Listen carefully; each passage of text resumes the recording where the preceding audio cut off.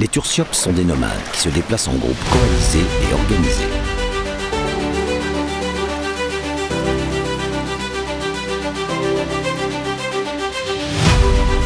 Première phase de l'assaut, l'encerclement. Les dauphins cernent les bancs de poissons pour les forcer à s'agglutiner, à former un essaim de plus en plus dense. Quand ils auront obtenu une masse compacte, ils lanceront la charge. Branle-bas de combat. Ces intrus vont faire échouer leur plan. Ce sont des requins soigneux et ils emploient la méthode classique des opportunistes, arrivés au moment propice pour tirer les marrons du feu. Aucune organisation chez les requins. Les soyeux, comme les autres, ne savent agir que chacun pour soi. C'est donc dans la plus totale anarchie qu'ils font le pas.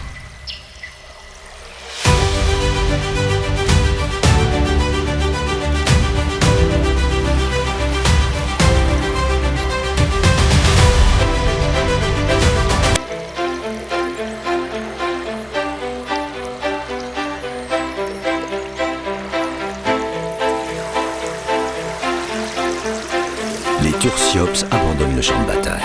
Faire fuir les requins soyeux serait une dépense d'énergie inutile alors que partout les proies abandonnent. À la surface affluent maintenant des fous à pieds bleus, tentés eux aussi d'aller piocher dans cette masse mouvante.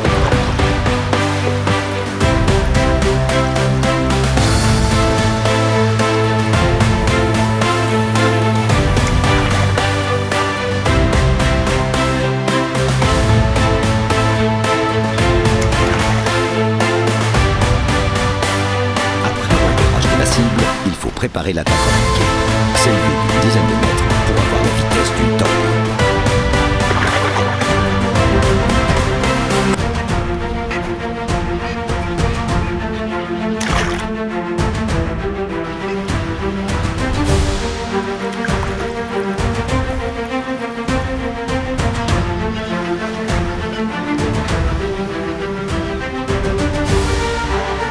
Après un instant de débordade, on a resserré les rangs dans le régiment des Carangidés.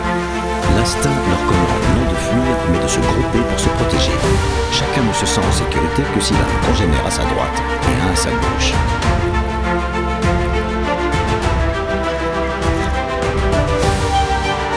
Parfois, ils tentent une défense plus risquée. S'associer à un requin soyeux, coller au basque du prédateur le plus redouté pour éviter de se faire croquer. En se positionnant à l'arrière de la gueule, le long du corps, il reste quasiment impossible à saisir.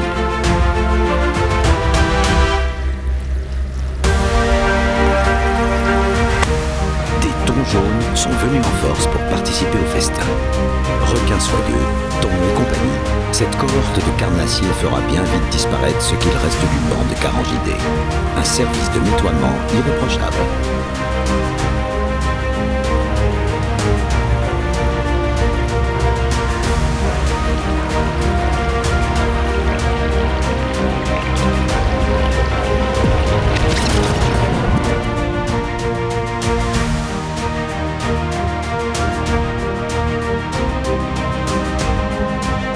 Sur l'immense page bleue du Pacifique figurent quelques pointillés de terre. Entre autres, la Nouvelle-Calédonie, une grande île de 500 km de long sur 50 de large que baignent les eaux d'un lagon turquoise. Il est protégé de l'océan par une barrière de corail sur laquelle viennent écumer les vagues du large. Autour de l'île principale, des centaines d'îlots disséminés dans le lagon. Et quel lagon! Ces 24 000 km² en font le plus grand du monde. Un paradis exotique, certes, avec ses îles de rêve et ses jardins de corail, mais les plus beaux décors ont un envers.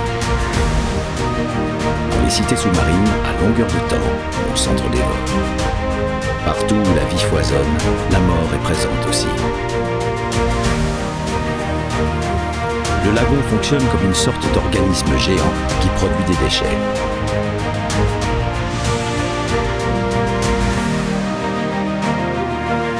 Que l'on soit mort ou seulement blessé, comme cette tortue zébrée des gratignures, on n'échappe pas aux prédateurs et aux charognards. Ce sont eux qui nettoient le lagon. Toute créature qui n'est pas en pleine possession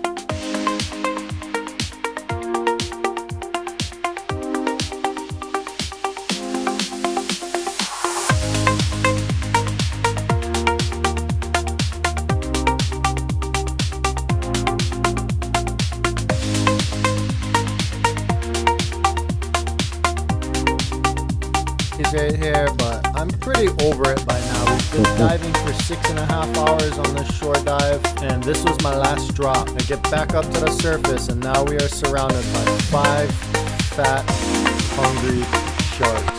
And they're just circling around us like we're a plate of dinner. Sharks like shiny things, so I start rolling up the flasher. I got one to my right and one coming in from the bottom.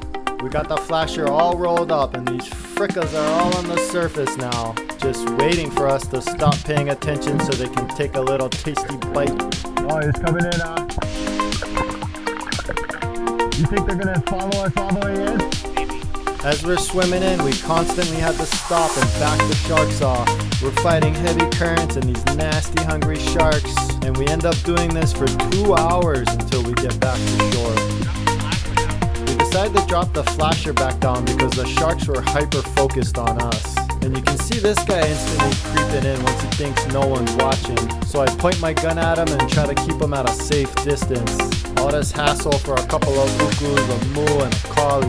Maybe they're after our rubber slippers, I don't know, but the flasher seemed to be working and it was keeping them down towards the bottom and away from the surface. After about 30 minutes, they start getting bored of the flasher and start working their way back up to the surface. These bastards don't want to leave us alone. We're swimming and constantly looking behind us to make sure no sharks come to bite us, and we're moving about at a snail's pace. The current is working against us, and we got about another hour.